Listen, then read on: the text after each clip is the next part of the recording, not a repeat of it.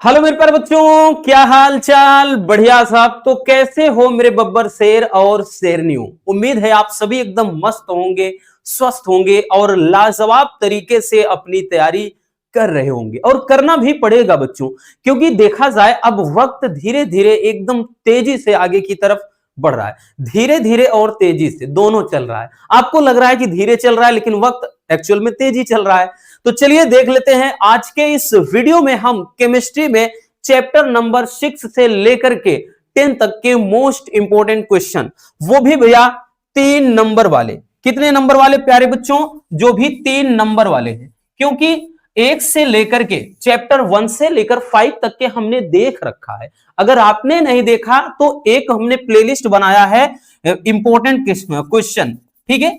तो भैया chemistry important question, chemistry important question 2026, ये एक अलग से प्लेलिस्ट बनाया है। चाहे उसमें 2 नंबर वाला हो, चाहे 3 नंबर, चाहे 4 नंबर, चाहे 5 नंबर, ठीक है। जितना भी क्वेश्चन होगा तो ये केमिस्ट्री इंपोर्टेंट क्वेश्चन 2026 जो प्लेलिस्ट है उसी में सारा रहेगा, याद रखना। तो भैया जो 3 नंबर वाला आपका चैप्टर 1 से 5 तक का है उसी में है, देख लेना, ठीक है। ढूंढना नहीं पड़ेगा, याद रखना, इसीलिए प्लेलिस्ट अपडेट करते रहते हैं। चलिए शुरुआत करते हैं प्यारे बच्चों पहले क्वेश्चन से। और ये क्वेश्चन काफी लाजवाब है। इस क्वेश्चन की बात कर लें, 2014 का पेपर उठाओ, 16 का उठाओ, 18 का उठाओ, 20 का उठाओ, ठीक है, 24 का उठाओ, मतलब ये क्वेश्चन क्या है, रेगुलर बेस पे आया हुआ क्वेश्चन है। क्वेश्चन क्या है हमारा, कह रहा सोडियम एवं यौगिक ए परस्पर अभिक्रिया करके एथेन बनाते हैं। तो यौगिक ए क्या है और समीकरण भी देना है, तो समझने का प्रयास करिए। भैया बोल रहा है कि एक यौगिक ए है, ठीक, एक यौगिक ए है और इसकी क्रिया अपन किसके साथ करा देते हैं, हमें नहीं पता भैया। इसकी क्रिया मतलब हम कराते हैं किसके साथ, यहां सोडियम, सोडियम दिया है, ठीक है, ये सोडियम धातु के साथ करा देते हैं। यानी यौगिक ए नहीं पता है, इतना पता है कि सोडियम के साथ कराना है। तो कराने पर ये एथेन बनता है। क्या बनता है भैया, एथेन, CH3CH3। या तो भैया इसको हम ऐसे भी लिख सकते हैं, इसको ऐसे भी लिख सकते हैं प्यारे बच्चों, C2H6, ठीक है, इसी को C2H6 लिखा जा सकता है, ठीक। ये एथेन है तो इसको ऐसे ही लिखिए, ज्यादा बेहतर होगा आपके समझने के लिए, ठीक। और यहां पर अगर एथेन बन रहा है तो इसका मतलब जो ए होगा वो जाहिर सी बात है भैया, वो आपका क्या होगा, वो यहां पर ethyl, methyl, propyl, butyl, pentyl कुछ भी हो सकता है। और साथ ही साथ वो क्या है, हैलोजन के साथ होगा। यानी ये यहां पर जो बनेगा, ये यहां पर जो बनेगा भैया, वो एक्चुअल में क्या बन जाएगा, तो प्यारे बच्चों वो CH3 और यहां X होगा, CH3 और X होगा। और प्लस का भैया यहां सोडियम तो रहेगा ही, सोडियम तो रहेगा ही रहेगा। और साथ में ये आपका क्या बन जाएगा, CH3 और CH3। लेकिन अगर आपको पता हो प्यारे बच्चों, तो यहां पर भैया, यहां पे एक चीज ध्यान देना, ये Na है, ये X है, तो NaX भी बन जाएगा। यानी यहां पर आपका क्या है, मेथिल क्लोराइड, यानी मेथिल हाइलाइड, क्योंकि X क्या होता है, हैलोजन होता है, ठीक। तो अब एक चीज ध्यान दो, यहां Na है, यहां X, लेकिन CH3 2 है, तो इसका मतलब यहां पे आपको 2 लगाना पड़ेगा। अब 2 CH3 हो गया, 2 X भी हो गया, तो भैया 2 यहां पर भी लगाना पड़ेगा। अब 2 सोडियम है तो इसका मतलब 2 यहां पे भी लगाना पड़ेगा। तो ये आपका रिएक्शन संतुलित हो जाएगा। आपको याद होगा बच्चों, हमने एक वुड-जब क्रिया बताया था, ये वुड-जब क्रिया ही है जिसमें क्या होता है भैया, आपका एल्किल हाइलाइड के 2 अणु शुष्क ईथर की उपस्थिति में सोडियम धातु से क्रिया करके एथेन बनाते हैं, ठीक है। और यहां पर क्या है, जैसे सोडियम क्लोराइड, भैया एक्स के स्थान पे चाहे आप Cl लो, चाहे Br लो, चाहे I लो, यानी यहां हैलोजन होना चाहिए। ये X है क्या, तो X एक्चुअल में इसके बराबर हमने बताया ना, चाहे भैया Cl लीजिए, Br लीजिए, चाहे I लीजिए। तो यहां पे ये चीज पूछा था कि भैया जो A है वो क्या है, तो प्यारे बच्चों जो ए है वो क्या है, तो ए एक्चुअल में यहां पे क्या है, मेथिल हाइलाइड, मेथिल हाइलाइड यानी क्या है भैया, CH3 और उसके बाद हमने बताया ना X, CH3X, ये मेथिल हाइलाइड है। तो यहां पर बाकी हाइलाइड का हमने बताया ना, ये X क्या होता है, तो X हाइलाइड होता है, ठीक है। और इंपॉर्टेंट है इसलिए अच्छे से इसको समझ लेना बबुआ, हमने इसको सिंपल तरीके से बहुत अच्छे से समझाया है उर्जव क्रिया में, ठीक। इसको अलग अलग भी लिख सकते थे, यहां दो जो लिखे हैं तो CH3X प्लस CH3X, दो अलग अणु भी लिख सकते हैं, या आगे दो लगा दिया, बात बराबर, ठीक। तो ये हो जाएगा। थोड़ा ये एनसीईआरटी बेस्ड जो क्वेश्चन होते हैं ना, परेशान करने वाले होते हैं, तो उन्हीं में से एक ये है भाई, 24 में नहीं आया है तो 25 में ज्यादा से ज्यादा, मतलब ये सॉरी, जब 24 तक आया है 25 में नहीं आया है तो भैया 26 में संभावना है आने की, तो इसलिए अच्छे से समझ लेना प्यारे बच्चों, ठीक। समझ में आ गया, नोट कर लीजिए। यही पूछा था कि ए क्या है, इसका समीकरण देना था, तो भैया एक्स तो मेथिल हाइलाइड, अब हमने बताया ना, चाहे एक्स के स्थान पे कुछ भी मानो, ठीक, चाहे Cl Br I what ever, ठीक है ना, नोट कर लीजिए।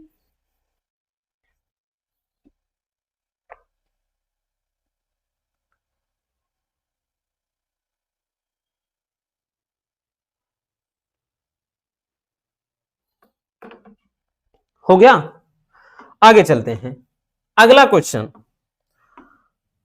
अगला क्वेश्चन कह रहा है कि हेलो एल्केन में एक आणविक नाभिक रागी प्रतिस्थापन अभिक्रिया जिसको SN1 अभिक्रिया कहा जाता है की क्रिया विधि को समझाना है, और यह भी बहुत ज्यादा इंपॉर्टेंट है, ठीक है। एग्जाम के नजरिए से तो भैया एकदम लाजवाब सा क्वेश्चन है, ये वेरी वेरी इंपॉर्टेंट है, लगभग लगभग हर एक साल पूछा जाता है किसी ना किसी सेट में। देखिए SN1 अभिक्रिया या एक आणविक नाभिक रागी प्रतिस्थापन अभिक्रिया, चाहे आप 2020, 21, 22, 23, 24, 25 किसी भी साल का उठाओ, ये क्वेश्चन जरूर आया है, इतना ज्यादा इंपॉर्टेंट है, तो भैया इसको 100% तैयार करना होगा। तो देखिए हेलो एल्केन में एक आणविक नाभिक रागी स्थापन अभिक्रिया क्या होती है, कि यह अभिक्रिया दो पदों में संपन्न होती है, यानी ये SN1 अभिक्रिया, क्योंकि ज्यादातर ऐसे ना पूछ करके SN1 पूछ सकता है, तो इसलिए कंफ्यूज ना होना, ठीक है ना। तो ये अभिक्रिया दो पदों में संपन्न होती है। पहले इसमें होता क्या है कि पहले पद में एल्किल हाइलाइड धीरे धीरे विदलन के द्वारा विदलित होकर कार्बोधनायन बनाता है, मतलब टूटकर कार्बोधनायन में अलग हो जाता है, तथा प्राप्त कार्बोधनायन दूसरे पद में तेजी से नाभिक स्नेही अभिकर्मक से क्रिया करता है और एक उत्पाद बनाता है, ठीक है। तो चलिए इसको हम दो पदों में समझते हैं प्यारे बच्चों, इसको दो पदों में समझते हैं। जैसे यहां पे भाई बताया गया कि यह अभिक्रिया दो पदों में संपन्न होती है। पहले पद में क्या होता है कि पहले पद में बताया गया इसमें एल्किल हाइलाइड, कोई भी एक एल्किल हाइलाइड लो, एल्किल का मतलब R, हाइलाइड का मतलब X, एल्किल हाइलाइड जो है विदलित होता है। अब विदलित का मतलब यहां पे टूट जाता है, मतलब मंद अभिक्रिया होती है भैया, एक बार मंद अभिक्रिया, ठीक है, विदलित होता है, मंद अभिक्रिया होती है। तो ये टूट कर किसमें टूट जाता है, तो टूट कर भैया कह रहा है कार्बोधनायन बनाता है, यानी R जो है वो प्लस, ये बनाएगा कार्बोधनायन, ठीक है भैया। और साथ में प्यारे बच्चों ये यहां पर जो है X है वो अलग हो जाएगा, ठीक। अब दूसरे पद में, ये तो पहले पद में है, ज्यादा रटने की जरूरत नहीं, क्योंकि आप रटोगे तो चीजें हमेशा आपके दिमाग से निकल जाएंगी, समझने का प्रयास करिए। जो RX है एल्किल हाइलाइड है, तो ये क्या है, पहले चरण में मंद अभिक्रिया करेगा, बोले तो ये विदलन के द्वारा R प्लस में, R प्लस का मतलब ये कार्बोधनायन बना रहा है, और X, ये X क्या है, हैलोजन है, तो ये बनाएगा। अब दूसरे पद में क्या करेगा भैया, ये पद 1 है और यहां पे दूसरे पद में,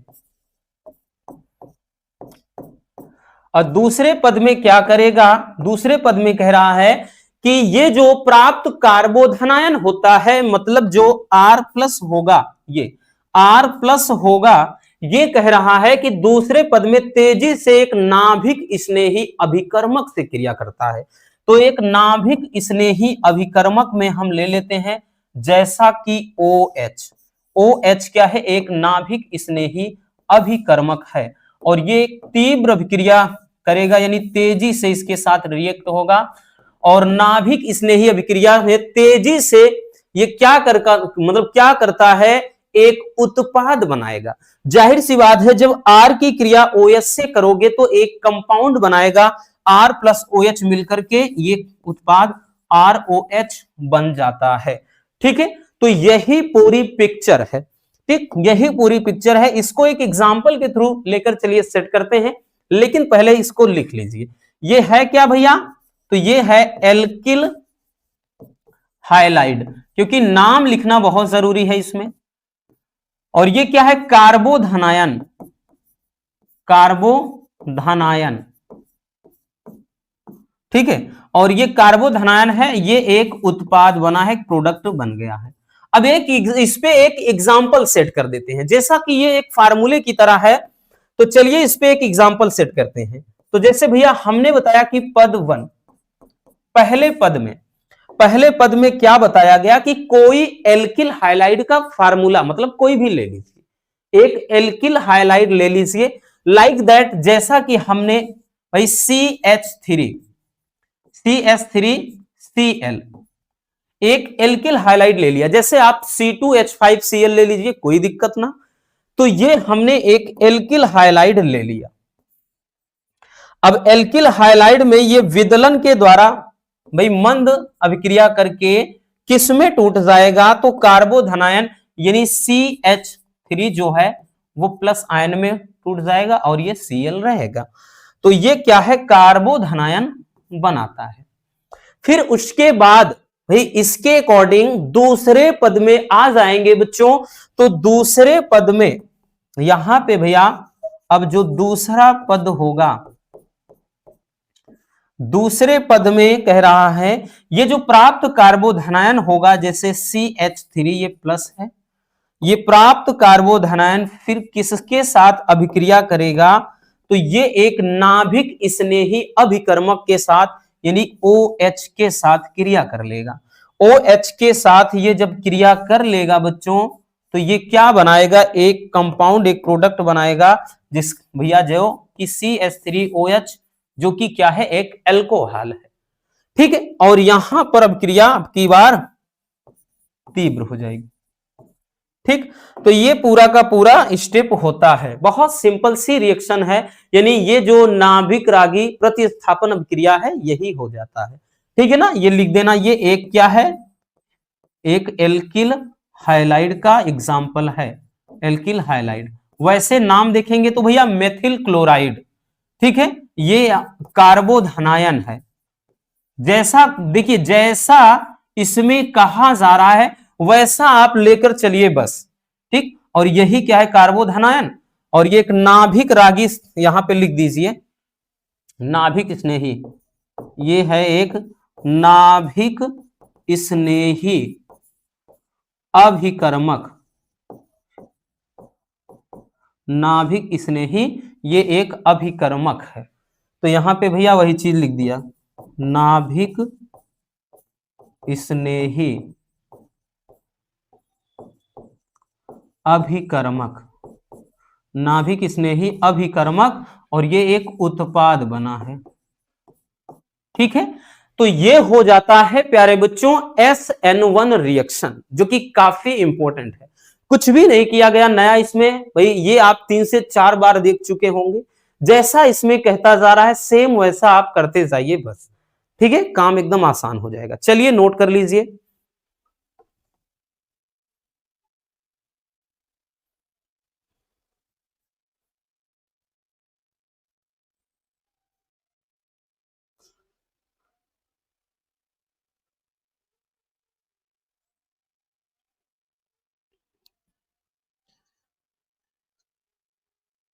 हो गया भैया, चलिए आगे चलते हैं।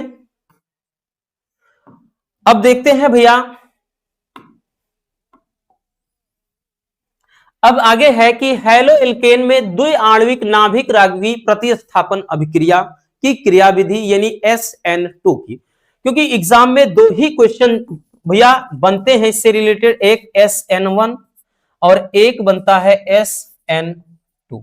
ठीक है, दो के दोनों इंपॉर्टेंट है, SN1 और SN2। इसको बोलेगा नाभिक रागी प्रति यानी एक आणविक नाभिक रागी प्रतिस्थापन अभिक्रिया, और जबकि इसको बोलेगा द्विआण्विक नाभिक रागी प्रतिस्थापन अभिक्रिया या डायरेक्टली SN2 अभिक्रिया। तो S1 तो भैया SN1 तो हमने देख लिया, अब SN2 की बारी है। चलिए शुरू करते हैं। SN2 अभिक्रिया क्या होती है? तो ये अभिक्रिया एक ही पद में पूर्ण हो जाती है, मतलब एक ही पद में ये संपन्न हो जाती है।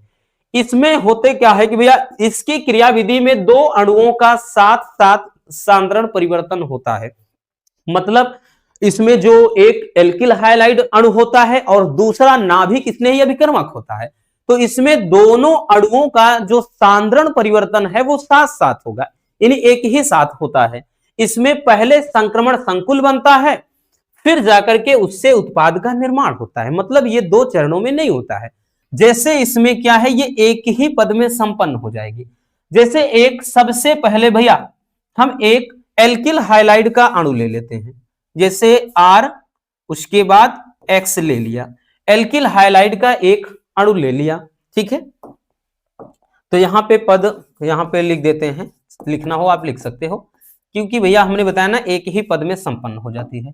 तो जैसे एक एल्किल हाइलाइड यानी RX ले लिया, अब RX की क्रिया करानी है एक नाभिक स्नेही अभिकर्मक OH से। अब ये फिर अभिक्रिया जब करेंगे प्यारे बच्चों तो ये मंद अभिक्रिया होगी। कैसी अभिक्रिया? तो मंद अभिक्रिया, मंद अभिक्रिया होगी। अब मंद अभिक्रिया जब करेंगे तो कह रहा है कि ये एक संकुल बनाते हैं। क्या बनाएंगे? संकुल। और संकुल में जैसे यहां पे ये H भाई अगर धन आयन में टूट जाता है, ठीक है ना, तो ये ध्यान देना। उसके बाद यहां पे ध्यान दो भैया, ये जो O होता है ये आंशिक ऋणावेश में टूटेगा। अब उसके बाद भैया आगे जाओगे तो यहां पे R है, ये भी प्लस पे ही रहता है।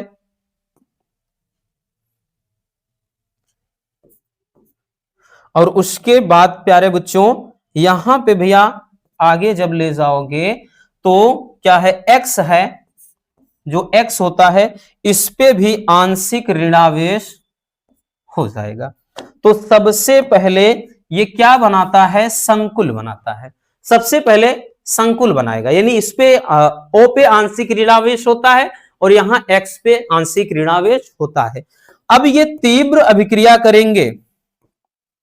अब ये भैया तीव्र अभिक्रिया करते हैं। कैसी अभिक्रिया? तीव्र। जब तीव्र अभिक्रिया करते हैं तो एक उत्पाद बनाते हैं जिसमें ROH के साथ क्रिया करके भैया ROH एक उत्पाद बन जाता है, और ये X है जो भैया X है वो बचा रहता है, यानी X क्या हो जाएगा? बाहर हो जाएगा। ठीक है, तो यहां पर यही आपको समझना था। ठीक, ये क्या है? तो ये है एल्किल हाइलाइड, एल्किल हाइलाइड। और ये क्या है समझ ही गए होंगे कि नाभिक स्नेही अभिकर्मक, स्नेही अभिकर्मक, नाभिक स्नेही अभिकर्मक। ये क्या है? तो एक ये संकुल, क्या है भैया? संक्रमण संकुल है, संक्रमण, ये पूरा संकुल बना रहा है। और ये क्या है? एक उत्पाद बन रहा है। ठीक है, तो यही आपको अच्छे से समझना है, क्योंकि इसमें जो कुछ भी कहा गया वो चीज हमने दर्शा दिया। अब इस पे प्यारे बच्चों कुछ नहीं करते हैं, एक एग्जाम्पल सेट कर देते हैं। चलिए इस पे एक एग्जाम्पल लेते हैं, जैसा कि अगर एक एग्जाम्पल के थ्रू हम दर्शाएं, ये तो एक आप फार्मूला समझिए। इस पे कोई एग्जाम्पल ले लिया, R का मतलब यहां पे चाहे CH3, चाहे C2H5, चाहे C3H7, ठीक है, ऐसे करके। तो हम ले लेते हैं एथिल, इसके जगह पर C2H5 ले लिया। और X की जगह हमने Cl ले लिया भैया। इसकी क्रिया करा देते हैं एक नाभिक स्नेही अभिकर्मक बोले तो OH के साथ। अब OH के साथ जब हम क्रिया कराएंगे तो भैया यहां पे सबसे पहले मंद क्रिया होगी और ये बनाएगा क्या, संक्रमण संकुल बनाएगा। तो मतलब इसमें जो H है वो H पे प्लस होगा, वो यहां पर वही रहेगा। अब उसके बाद एक चीज ध्यान देना, ये O है, O पे हमने बताया क्या चीज, इस पे आंशिक ऋणावेश हो जाता है। और फिर भैया आपका ध्यान दो बच्चों, जो R की जगह C2H5, तो ये क्या है C2H5, इस पर भी प्लस होगा। और उसके बाद भैया यहां पे क्या है, यहां पे बाकी क्या बचा, Cl पे भी आंशिक ऋणावेश होता है, ठीक है, माइनस है, ये लेमडा करके है तो वो आंशिक ऋणावेश को दर्शाता है, ठीक है। तो ये बन गया,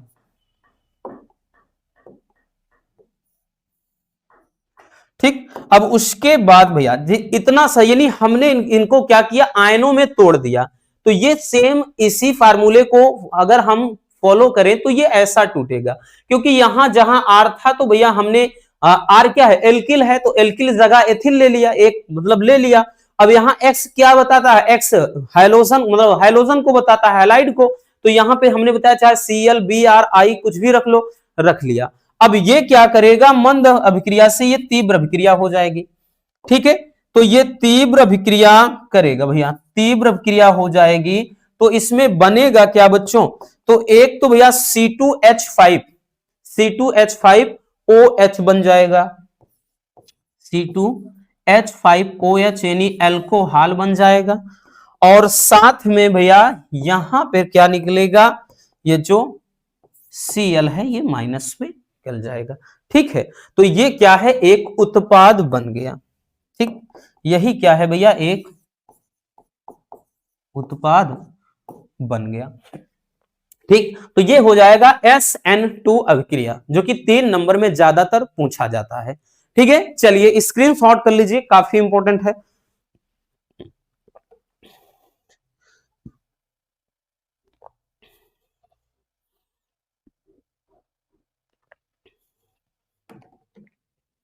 हो गया ना, आगे चलते हैं। चलिए भैया अगला क्वेश्चन, ये भी बहुत बहुत बहुत प्यारा सा क्वेश्चन है। ये लगभग हर एक साल ये भी देखने को मिल ही जाता है। वेरी वेरी इंपॉर्टेंट क्वेश्चन है भैया।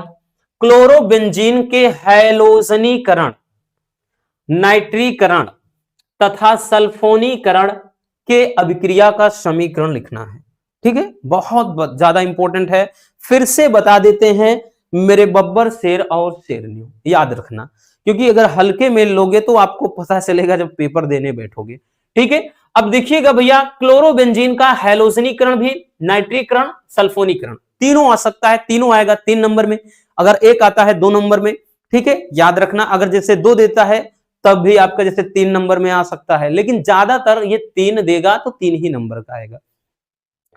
तो चलिए देखते हैं। तो क्लोरोबेंजीन का सब कुछ करना है भैया। एक तो हैलोजनीकरण, सबसे पहला क्या कह रहा है, हैलोजनीकरण।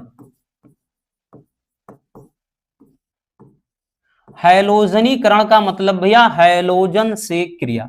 देखिए जब भी हम क्लोरोबेंजीन का की क्रिया हैलोजन से कराएं, ठीक है, जैसे ले लेते हैं भैया, थोड़ा ऊपर से लिखेंगे नहीं जगह भी कम पड़ जाएगा।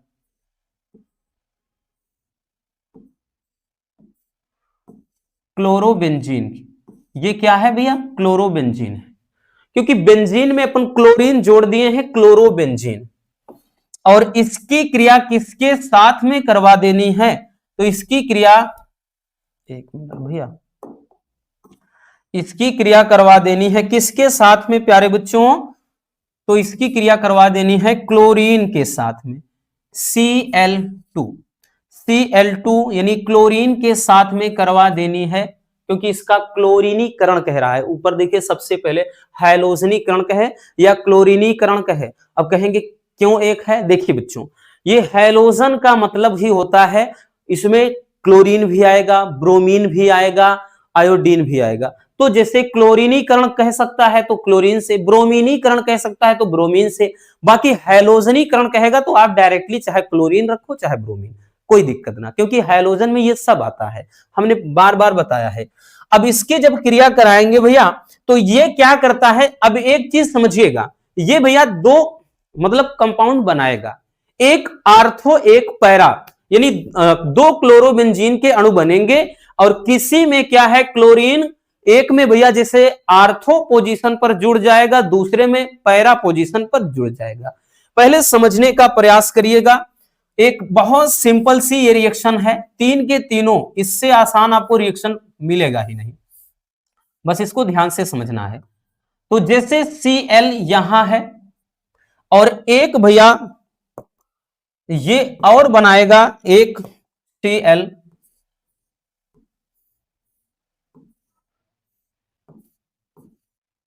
ये लोन पेयर बनाएगा, तो समझिए यहां पे समझने का प्रयास करिएगा। तो देखिए जब Cl2 क्रिया करता है तो यहां पर भैया ये दो अणु बन जाएंगे किसके, क्लोरोबेंजीन के।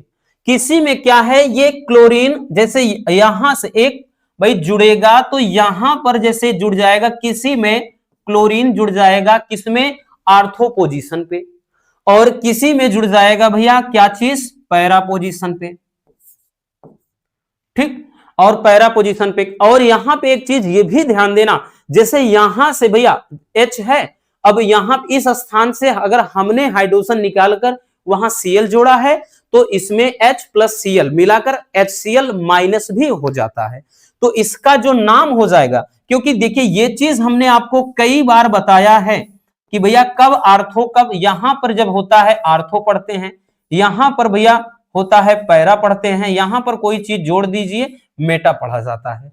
तो वही चीज बताया कि भैया किसी किसी में ये क्या हो जाएगा, आर्थो पोजीशन पर, किसी में उसके बाद पैरा पोजीशन पर जुड़ जाएगा। अब इसका नाम क्या लिखेंगे, तो ये हो जाएगा डाई, यहां पे लिखेंगे भैया डाई क्लोरो, डाई नहीं, पहले ये लिख देते हैं, पहले ये लिख देते हैं कि आर्थो पे है तो आर्थो, आर्थो डाई, क्योंकि दो बार है तो भैया डाई, बाकी क्लोरोबेंजीन, आर्थो डाई क्लोरोबेंजीन, इसका नाम हो जाएगा। और इस वाले का नाम क्या हो जाएगा, तो भैया इसका नाम हो जाएगा, क्योंकि देखिए इसमें आर्थो पर जुड़ा था और यहां पे पैरा पोजीशन पर जुड़ा है, तो para die chloro benzene, para die chloro benzene. तो ये बहुत सिंपल सी रिएक्शन है, बस एक रिएक्शन समझने की देरी है, बाकी आप नाइट्रीकरण सल्फोनीकरण सब चुटकियों में आप सॉल्व कर सकते हैं। अब पहली रिएक्शन हो गई भैया, आपको सेम इसी पर अब सारी रिएक्शन लिख देनी है। अब जैसे दूसरा पूछा है नाइट्रीकरण, नाइट्रीकरण, अब नाइट्रीकरण का मतलब क्या होता है, नाइट्रीकरण यानी नाइट्रिक एसिड से क्रिया कराना, ठीक। तो इसमें क्या करेंगे, अब की बार भैया हम क्लोरोबेंजीन की क्रिया नाइट्रिक एसिड से करा देंगे। क्लोरोबेंजीन की क्रिया किसके साथ, नाइट्रिक एसिड के साथ करा देंगे, HNO3। HNO3 से अगर क्रिया कराएंगे तो इसमें भी ध्यान से देखिएगा बच्चों,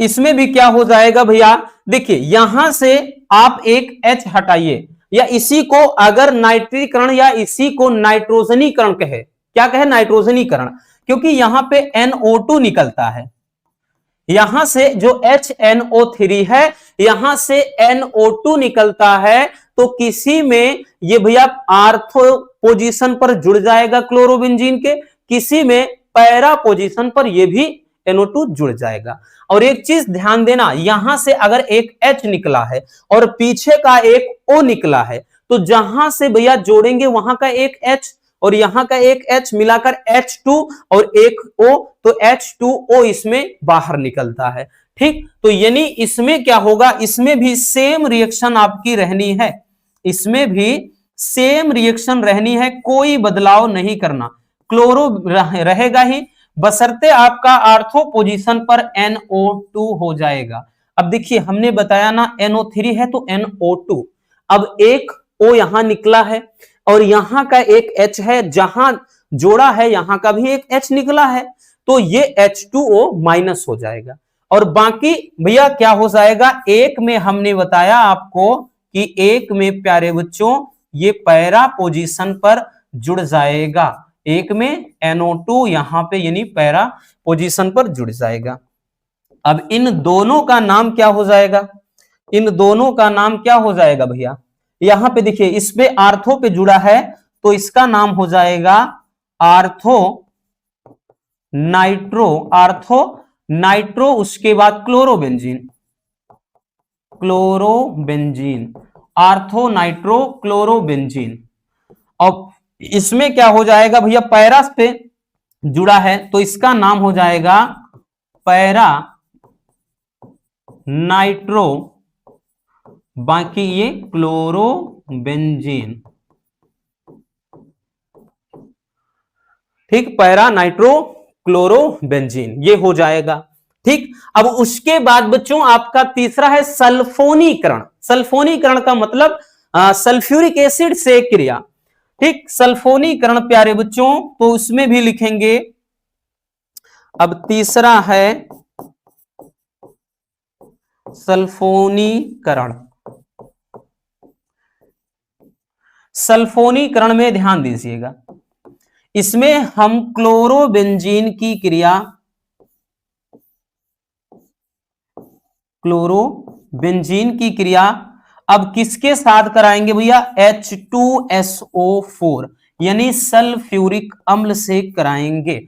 सल्फ्यूरिक अम्ल से जब क्रिया करा देंगे प्यारे बच्चों, क्या बनने वाला है देखिएगा, ध्यान से समझना बबुआ। एक में तो इसमें आर्थो पोजीशन पर जुड़ जाएगा, यहां भी इसीलिए बताया ना, बस एक समझ लीजिए बस, बाकी एकदम आसान। ये Cl तो है, क्लोरोबेंजीन एक में कहां बताया कि आर्थो पोजीशन पर क्या जुड़ेगा, सल्फोनिक एसिड यानी SO3H। अब ये क्या है, सल्फोनिक एसिड पढ़ा जाता है, यानी यहां से क्या था SO4 है, उधर H2 है। समझने का प्रयास इसमें भी करिए, इसमें भैया SO3 हमने निकाला है, SO3, एक यहां पर एक O बचा और यहां H2 है तो एक ही H लिखा है, तो यहां का एक H और एक O यानी OH बचा हुआ है, और जहां पर हमने जोड़ा है तो वहां का भी हाइड्रोजन निकला, तो H2O इसमें भी माइनस हो जाएगा। तो किसी में हमने बताया आर्थो पोजीशन पर जुड़ेगा बच्चों, और किसी पर क्या जुड़ेगा भैया, पैरा पोजीशन पर। तो यहां पे किसी में ये क्या कहां जुड़ेगा, तो पैरा पोजीशन पर, ये Cl हो गया और नीचे N, सॉरी यहां पे N नहीं, ये नीचे क्या है SO3H। दिख रहा है कि नहीं भैया, SO3H, हाँ दिख रहा है। ठीक है, तो इसका नाम क्या हो जाएगा समझना, इसका नाम क्या हो जाएगा, इसका नाम हो जाएगा कि यहां पे आर्थो सल्फोनिक अम्ल, आगे जोड़िए या पीछे, या आर्थो क्लोरोबेंजीन सल्फोनिक अम्ल, इसका नाम। तो इसका नाम कहां लिखें, पहले समझिए, यहां जगह नहीं है लेकिन बता दे रहे हैं। इसका नाम जो हो जाएगा ये यहां से, एक मिनट, इसका नाम यहां से आर्थो क्लोरोबेंजीन, आर्थो क्लोरोबेंजीन, बाकी सल्फोनिक अम्ल,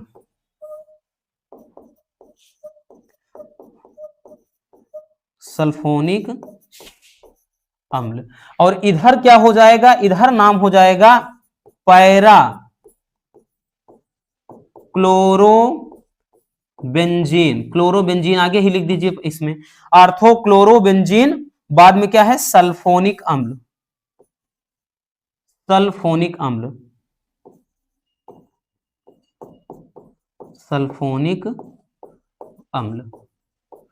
ठीक है, तो ये तीन रिएक्शन बहुत बहुत बहुत ज्यादा इंपॉर्टेंट है, याद रखना, ये आपका भैया मतलब ज्यादातर चलता ही चलता है। हमने अक्सर आपके भैया प्रीवियस ईयर के क्वेश्चन पेपर में ये न जाने कितनी बार देखा होगा, इसीलिए आपको बोल रहे हैं बार बार कि इसे नजरअंदाज मत करना।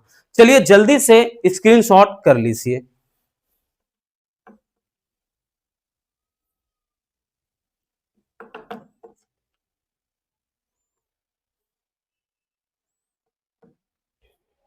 हो गया।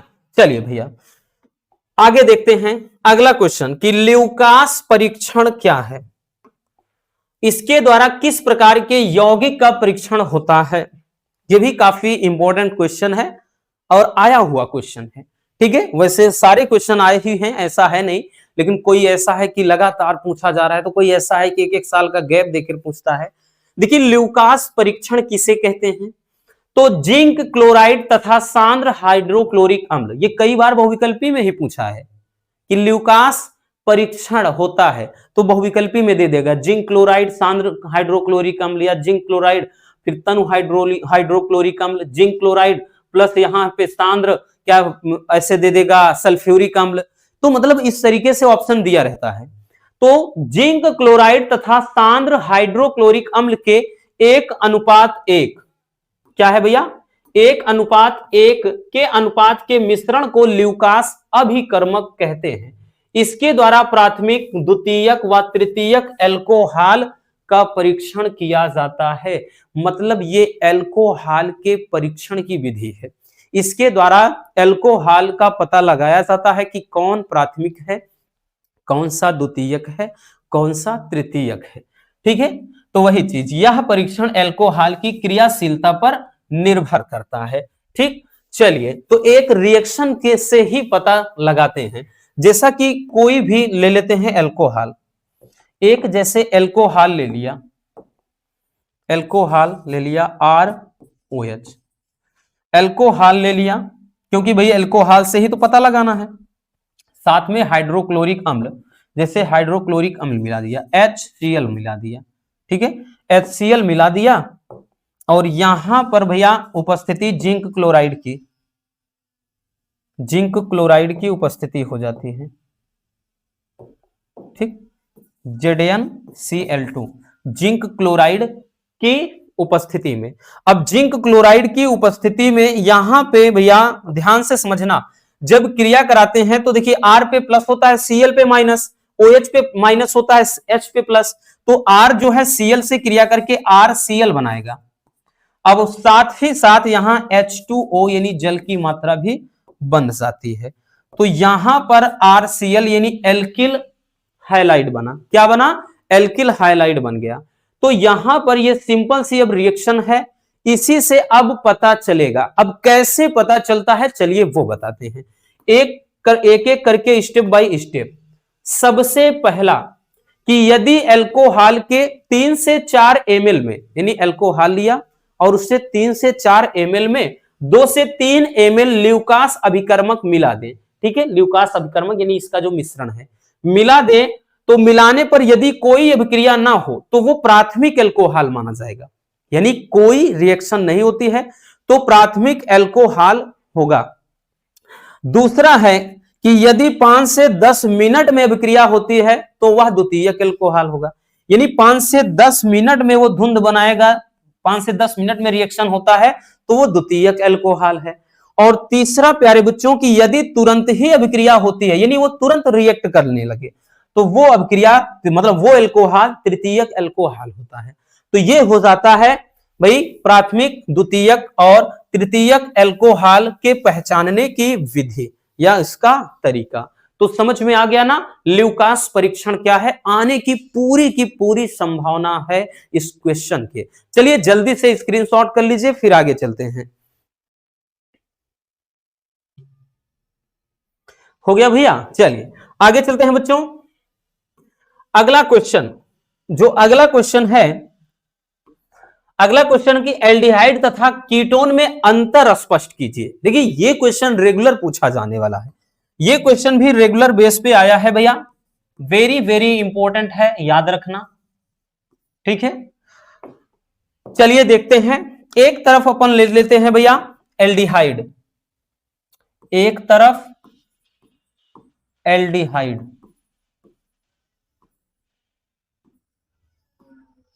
ठीक है, और एक तरफ भैया कीटोन,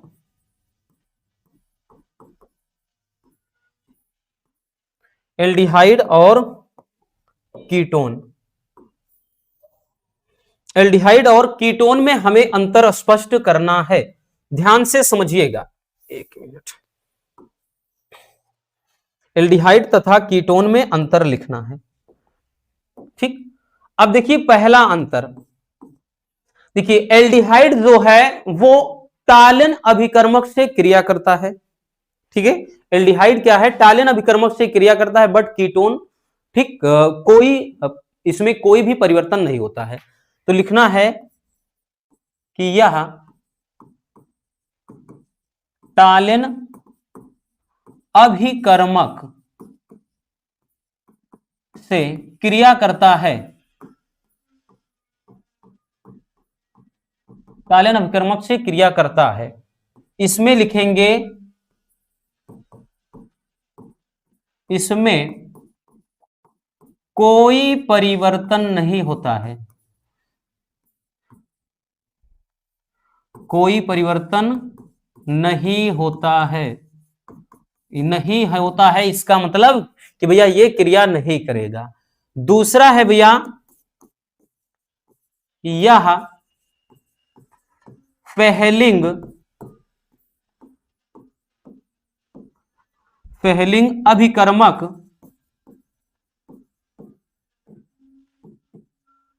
अभिकर्मक से क्रिया करता है। फेहलिंग अभिकर्मक से भी ये क्या करेगा भैया, क्रिया करता है। लेकिन इसमें भी क्या होगा भैया, इसमें भी प्यारे बच्चों कोई रिएक्शन नहीं होगा, यानी इसमें कोई परिवर्तन नहीं होता है।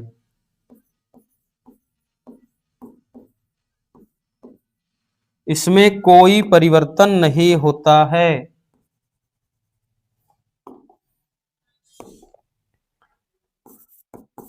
नहीं होता है, ठीक है, इसमें कोई भी परिवर्तन नहीं होता है, ठीक। अगला है भैया कि इसमें जो है सिर्फ अभिकर्मक के साथ भी ये क्या है, क्रिया करता है। सिर्फ अभिकर्मक से क्रिया करता है। इसमें भी वही चीज होगा, इसमें तो अब आसान हो गया, ये तीन में भाई ये क्रिया करता है बट ये इसमें कोई परिवर्तन ही नहीं होता है। तो लिखेंगे इसमें भी वही कि इसमें कोई परिवर्तन नहीं होता है, ठीक है। और अगला है भैया कि यह आसानी से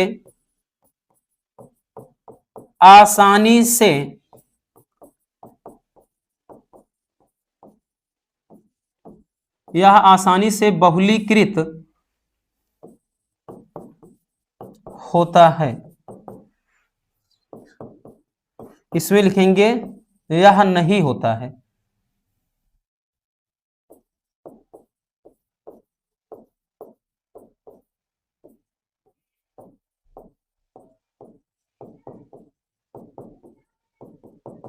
यह बहुलीकृत नहीं होता है।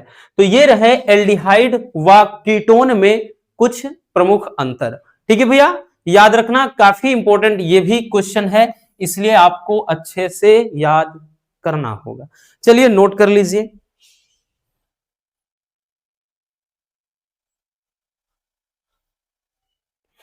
हो गया, चलिए आगे चलते हैं भैया। अगला क्वेश्चन है कि प्राथमिक द्वितीयक तृतीयक एमीन को उदाहरण सहित समझाइए, ठीक है। ये भी बहुत प्यारा सा और काफी इंपॉर्टेंट क्वेश्चन है, जो कि अक्सर रेगुलर पूछा जाता है। वेरी वेरी इंपॉर्टेंट क्वेश्चन की बात कर लें, ये भी है, ठीक है।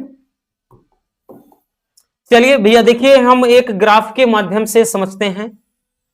इधर हम प्राथमिक एमीन इतने में, इधर क्या कहते हैं, थोड़ा और इधर जगह ले लें, प्राथमिक एमीन, उसके बाद इस इतने में द्वितीयक एमीन, ये तृतीयक एमीन, ठीक, सबका जगह बन जाए। इधर प्राथमिक एमीन,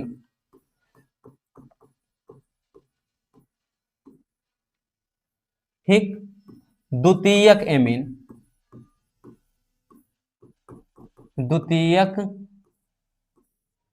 एमीन, इधर तृतीयक एमीन। देखिए प्राथमिक एमीन, जैसा प्राथमिक एल्कोहल, द्वितीयक एल्कोहल, तृतीयक एल्कोहल बहुत ज्यादा आता है, सेम उसी तरीके का आपका ये एमीन वाले में भी प्राथमिक, द्वितीयक, तृतीयक उदाहरण सहित चलता है। और विगत ईयर के क्वेश्चन पेपर उठाओ, ये क्वेश्चन लगातार आए हुए हैं। तो चलिए भैया एक एक की परिभाषा समझते हैं उदाहरण सहित। देखिए प्राथमिक एमीन क्या होता है, जब अमोनिया से, क्योंकि भैया अमोनिया से ही हाइड्रोजन परमाणु को विस्थापित कर दिया जाए एल्किल या एरिल समूह द्वारा, तो भैया क्या बनता है, एमीन। तो जब अमोनिया से एक हाइड्रोजन परमाणु को एक एल्किल या एरिल समूह द्वारा विस्थापित किया जाए तो बच्चों वो क्या है, होता है, बनाता है प्राथमिक एमीन बनाता है। क्या बनाता है भैया, प्राथमिक एमीन। तो यहां पर लिखेंगे भैया, लिखेंगे कि जब अमोनिया से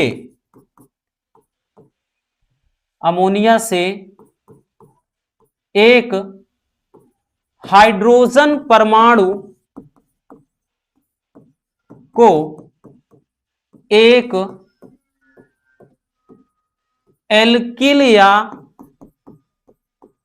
एरिल समूह द्वारा विस्थापित किया जाता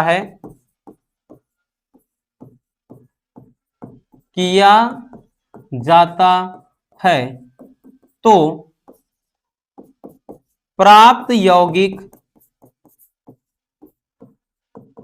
प्राथमिक एमीन होता है। ठीक है, सिंपल सी भैया। अब परिभाषा एकदम मतलब क्या कहते हैं, परिभाषा एकदम सिंपल सी है कि जब क्या बताया भैया कि अमोनिया से एक हाइड्रोजन परमाणु को एक एल्किल या एरिल समूह द्वारा विस्थापित किया जाए तो वो क्या होता है, जो भी प्राप्त होता है भैया कंपाउंड, वो प्राथमिक एमीन कहलाता है। जैसा कि अगर हम एग्जाम्पल स्वरूप बात कर लें, एक एग्जाम्पल जैसे ले लेते हैं कि CH3, यहां NH2 जोड़ दें, ठीक है, CH3NH2, ये आपका क्या हो जाएगा भैया, प्राथमिक एमीन में आ जाएगा। दूसरा लिखना चाहें तो भैया CH3CH2NH2 या यहां पर हम एरिल द्वारा एरिल जोड़ दो, कोई दिक्कत ना, क्योंकि हमने यहां पे बताया है एक एल्किल या एरिल द्वारा, तो इसके स्थान पे जैसे हम एक एरिल समूह भी ले सकते हैं और यहां पर NH2 जोड़ दें तो भैया NH3 अमोनिया का फार्मूला होता है, अमोनिया में हमने H हटाकर एक एरिल समूह जोड़ दिया तो ये बन जाएगा प्राथमिक एमीन। ठीक, अब द्वितीयक एमीन में सेम परिभाषा आ जाए, बस यहां पर अंतर होता है कि बार दो हाइड्रोजन परमाणु को दो एल्किल या एरिल समूह द्वारा विस्थापित किया जाए, तो वही लिखेंगे कि जब अमोनिया से, या इसमें लिखेंगे कि शॉर्ट में परिभाषा कि इसमें आपके समझने के लिए बहुत है, अमोनिया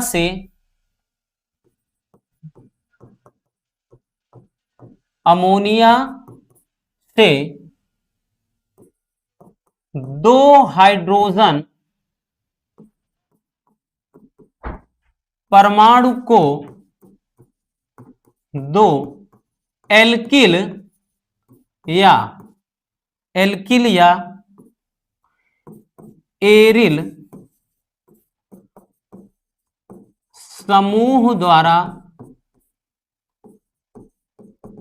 विस्थापित किया जाता है। या फिर बच्चों जैसा हमने परिभाषा इसमें लिखना है सेम वैसे लिख दो कि जब अमोनिया से 2 हाइड्रोजन परमाणु को 2 एल्किल या एरिल समूह द्वारा विस्थापित किया जाता है तो प्राप्त यौगिक को द्वितीयक एमीन कहते हैं।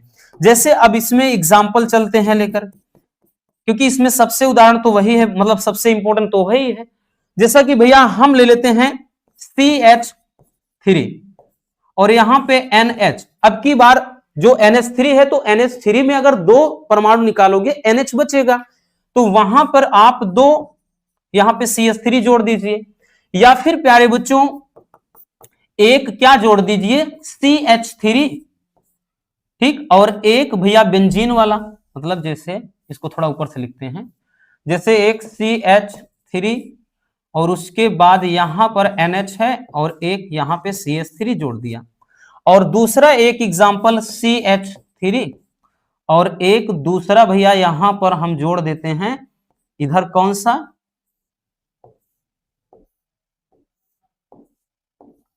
बेंजीन वाला।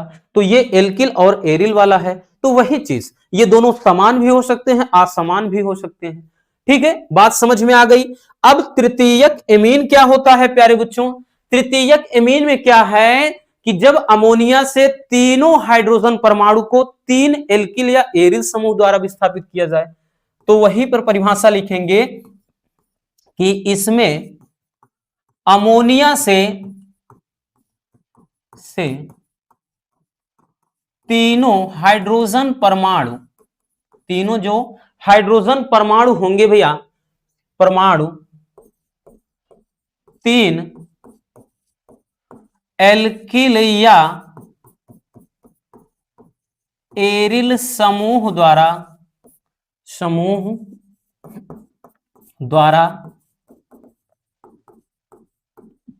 विस्थापित किया जाता है। ठीक है, विस्थापित किया जाता है। अब इसके बाद जैसे इसमें लिखेंगे, यानी इसमें अमोनिया से तीनों हाइड्रोजन परमाणु 3 एल्किल या एरिल समूह द्वारा विस्थापित किया जाता है। अब इसमें एग्जाम्पल स्वरूप जैसे आ जाएंगे, एग्जाम्पल में आ जाएं, तो इसमें जैसा अब की बार भाई एक हाइड्रोजन बचा है वो भी निकाल दो, तो यहां पे जैसे भाई CH3, बाकी N यहां बचा हुआ है, इधर CH3 आप ले लो और इधर भी CH3 ऐड कर दो। तो अब की बार तीनों हाइड्रोजन परमाणु को तीनों एल्किल समूह द्वारा, अब जैसे तीनों ये अलग अलग भी हो सकते हैं, यानी C2H5 एक जोड़ सकते हैं आप, जरूरी नहीं कि सेम होना चाहिए, नहीं ऐसी कोई बात नहीं, इसीलिए तो एल्किल या एरिल लिखा है। तो ये एक एग्जांपल हो गया। दूसरा, तीनों में आप एरिल जोड़ सकते हो, मतलब ऐसा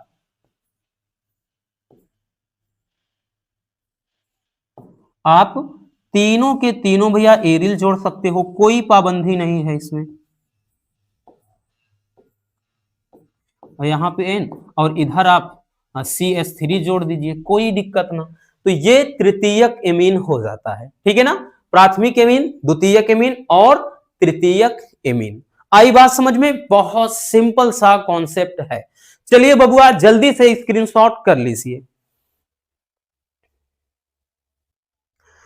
हो गया बच्चों? चलिए आगे चलते हैं बबुआ। अगला जो क्वेश्चन है, टालन अभिकर्मक क्या है और इसकी ग्लूकोज के साथ अभिक्रिया का समीकरण लिखिए। यह भी बहुत ही प्यारा सा क्वेश्चन है और यह भी मोस्ट इंपोर्टेंट है। 2025 की ही बात कर लें भैया, 2 से 3 सेट में आया था ये। ठीक है, वेरी वेरी इंपॉर्टेंट ये भी टॉपिक है, और हमने बताया ना कि 2025 में ही आप देख लीजिए ये 2 सेट में आया था। ठीक, बाकी इधर उधर से घुमाकर हमेशा चलता रहता है। तो याद रखना बच्चों, ये काफी इंपॉर्टेंट क्वेश्चन है कि टालन अभिकर्मक क्या है, इसकी ग्लूकोज के साथ अभिक्रिया का रासायनिक समीकरण लिखिए। फ्रक्टोज के साथ समीकरण मतलब पूछ सकता है कुछ भी। तो टालन अभिकर्मक क्या होता है पहले वो जानते हैं, फिर रिएक्शन देखेंगे। ठीक, तो देखिए भैया, सिल्वर नाइट्रेट के 10% जलीय विलयन में सोडियम हाइड्रोक्साइड विलयन मिलाने पर भूरा अवक्षेप बनता है। इस अवक्षेप को अमोनियम हाइड्रोक्साइड की कम मात्रा में घोलने पर एक स्वच्छ विलयन प्राप्त होता है, जिसे टालन अभिकर्मक कहते हैं। ठीक, यहां पर थोड़ा लेंदी लिखना होगा क्योंकि 3 नंबर ऐसे फ्री फंड के नहीं मिल जाएंगे। ठीक है, सिल्वर नाइट्रेट के 10% जलीय विलयन में जब सोडियम हाइड्रोक्साइड यानी NaOH विलयन मिलाया जाता है तो एक भूरा अवक्षेप बनता है, और जब इस अवक्षेप में फिर से अमोनियम हाइड्रोक्साइड यानी NH4OH की कम मात्रा फिर से घोली जाती है तो एक स्वच्छ विलयन बनता है, और इस विलयन का ही नाम टालन अभिकर्मक होता है, यानी इसका फार्मूला Ag2O होता है। ठीक है, यही टालन अभिकर्मक कहलाता है। और जब इसकी क्रिया भैया सोडियम के ग्लूकोज के साथ कराते हैं तब ग्लूकोनिक अम्ल बनता है तथा रजत दर्पण बनाता है। मेन कंपाउंड तो रजत दर्पण ही है। चलिए इसका रिएक्शन देखते हैं, इसका भैया हम रिएक्शन देखते हैं। एक मिनट, चलिए, क्योंकि हमने बताया ना सबसे ज्यादा जरूरी रिएक्शन है। ग्लूकोज ले लेते हैं, CHOH का होल, ये 4 हो जाएगा, बाकी CH2OH। ये ग्लूकोज का फार्मूला, इसका संरचना सूत्र है, और इस तरीके से बहुत आसानी से समझ में भी आएगा, क्योंकि ये लिखा क्या है भाई, C6H12O6 ही लिखा है बच्चों, ध्यान दीजिएगा, क्योंकि यहां कार्बन जोड़िए आप, 4 कार्बन यहां हो गया, ऊपर नीचे मिलाकर 6 कार्बन, 12 हाइड्रोजन कैसे, 8 यहां हो गया, और 8 3 11 1 12, उसके बाद 4 ऑक्सीजन यहां, और ऊपर नीचे मिला करके आपका दोनों मिलाकर 6 हो गया। तो ये ग्लूकोज का ही फार्मूला है। ठीक है, इसकी क्रिया किसके साथ करा लेनी है, तो Ag2O के साथ करा लेनी है। अब जब Ag2O के साथ कराएंगे क्या बनेगा, ग्लूकोनिक एसिड, यानी ये वाला ऑक्सीजन यहां जुड़ जाएगा, तो यहां पर COOH। अब जब COOH होता है तब ये अम्ल होता है, मतलब कार्बोक्सिलिक अम्ल में आपने पढ़ा है। ठीक, और बाकी तो भैया ये CHOH, ठीक है, ये CHOH रहेगा ही, ये 4 हो जाएगा, बाकी CH2OH रहेगा। और उसके बाद यहां पे भैया क्या हो जाएगा, यहां पर आपका Ag2 है, तो मतलब यहां पे क्या हो जाएगा, Ag हो जाएगा, और वो भी 2 Ag है। ठीक है, तो यहां 2, और ये तीर नीचे, यानी रजत दर्पण का ये अवक्षेप बनता है, नाम इसका होगा रजत दर्पण। बाकी ये क्या बना है, ग्लूकोनिक अम्ल बना है। ठीक है, बाकी ये तो ग्लूकोज का फार्मूला है। आई बात समझ में मेरे प्यारे रसगुल्लों? चलिए नोट कर लीजिएगा भैया।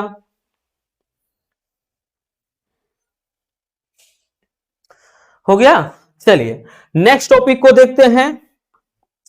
अगला हमारा टॉपिक क्या है, अगला है मॉलिस परीक्षण।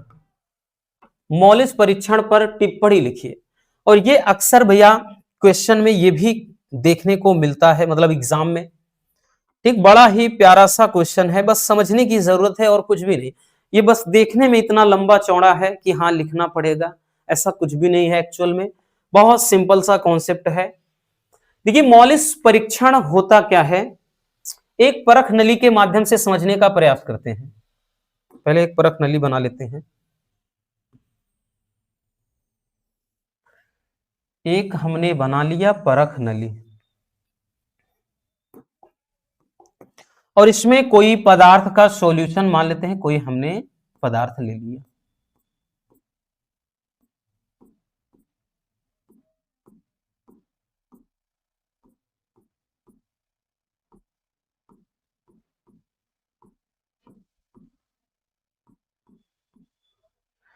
देखिए ये इसमें पदार्थ भरा है, पहले समझने का प्रयास करिए, बाकी ये रटने की जरूरत नहीं है। हमने बताया ना कि ये इतना आसान कॉन्सेप्ट है कि अपने आप दिमाग में एकदम से स्टोर हो जाएगा। जो मॉलिस परीक्षण है, इस परीक्षण के द्वारा किसी पदार्थ में कार्बोहाइड्रेट की उपस्थिति का पता लगाया जाता है। ठीक है, मतलब इसके द्वारा यह पता लगाया जाता है कि किसी पदार्थ में कार्बोहाइड्रेट है कि नहीं है। अब इसके लिए करते क्या है कि सबसे पहले जिस भी पदार्थ में ये पता लगाना हो, सबसे पहले उसमें करते क्या है भैया, तो उसमें सबसे पहले 2 ml, कितना, 2 ml 2 ml मॉलिस अभिकर्मक ले लेते हैं। मॉलिस अभिकर्मक, अब मॉलिस अभिकर्मक क्या है, तो ये अल्फा नेफ्थॉल का, ये मॉलिस अभिकर्मक क्या है, तो अल्फा नेफ्थॉल ये एक पदार्थ होता है, ठीक, अल्फा नेफ्थॉल का 10% एल्कोहलिक यानी C2H5OH का विलयन। ठीक है, तो सबसे पहले हमने क्या बताया कि जिस भी पदार्थ में कार्बोहाइड्रेट की उपस्थिति का पता लगाना है उसके 2 ml मॉलिस, उसमें 2 ml मॉलिस अभिकर्मक मिला देते हैं। अब मॉलिस अभिकर्मक क्या है, तो अल्फा नेफ्थॉल का 10% एल्कोहलिक विलयन। अगर पूछ लिया जाए कि मॉलिस अभिकर्मक क्या है तो ये ध्यान देना कि अल्फा नेफ्थॉल के 10% एल्कोहलिक विलयन को अल्फा मतलब क्या कहते हैं, मॉलिस अभिकर्मक कहते हैं। तो मिलाने के बाद होता क्या है भैया, परख नली को हिलाते डुलाते नहीं है, बड़े ही सावधानी पूर्वक बच्चों, बड़े ही सावधानी पूर्वक इसमें बूंद बूंद करके, बहुत ही सावधानी पूर्वक इसमें बूंद बूंद करके इसकी दीवार के सहारे इसमें क्या डालते हैं, तो सल्फ्यूरिक एसिड डालते हैं। क्या डालते हैं भैया, सल्फ्यूरिक एसिड मतलब H2SO4 डालते हैं, सल्फ्यूरिक अम्ल डाला जाता है। अब भैया ऊपर से डालते हैं तो यहां पे एक चीज ध्यान देना, ध्यान देने वाली बात यह है कि भैया ऊपर भी पदार्थ है।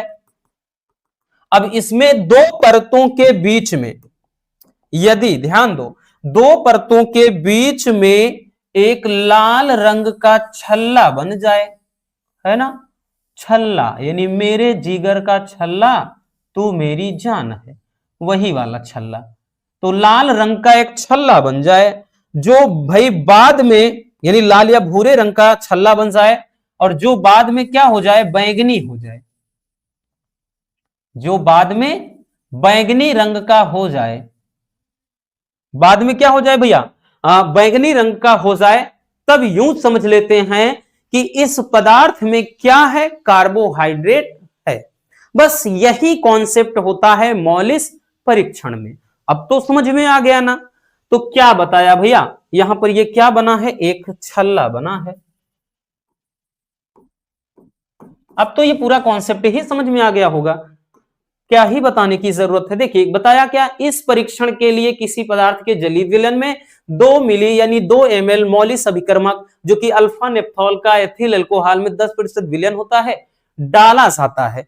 फिर उसके बाद परख नली को बिना हिलाए बहुत सावधानी से परख नली की दीवार के सहारे बूंद बूंद करके सल्फ्यूरिक अम्ल डालते हैं, सल्फ्यूरिक अम्ल डाल दिया, और यदि 2 परतों के बीच में लाल या भूरे रंग का छल्ला बन जाए, यानी लाल या भूरे रंग का छल्ला बन जाए और जो कुछ समय के बाद बैगनी रंग का हो जाए, मतलब जो बैगनी रंग का कुछ समय के बाद हो जाए, तो इस पदार्थ में कार्बोहाइड्रेट की उपस्थिति निश्चित है, तब मतलब इसमें क्या है, कार्बोहाइड्रेट है। अगर नहीं ऐसा होता है तो इस पदार्थ में कार्बोहाइड्रेट नहीं है। आई बात समझ, चलिए नोट कर लीजिए।